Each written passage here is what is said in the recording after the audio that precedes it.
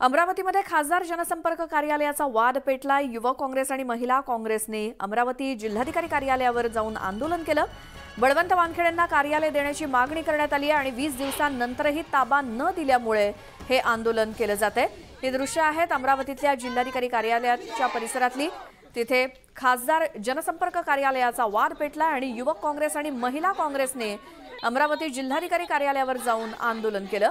बळवंत वानखेडेंना कार्यालय देण्याची मागणी केली आणि 20 दिवसांनंतरही या खासदार कार्यालयाचा ताबा न मिळाल्यामुळे हे आंदोलन युवक काँग्रेस आणि महिला काँग्रेसकडून अमरावती जिल्हाधिकारी कार्यालयासमोर करण्यात आलं।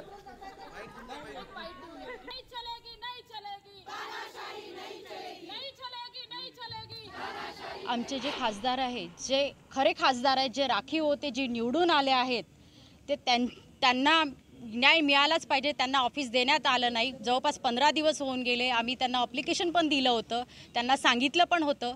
मागच्या खासदार ज्या निवडून आल्या त्यांना दुसऱ्याच दिवशी ऑफिस त्यांना ताब्यात देण्यात आलं। ह्या आमच्या बुद्धिस्ट व्यक्तीवर हे सरकार अन्याय करत आहे। असं का? कारण माहिती आहे का, बहीण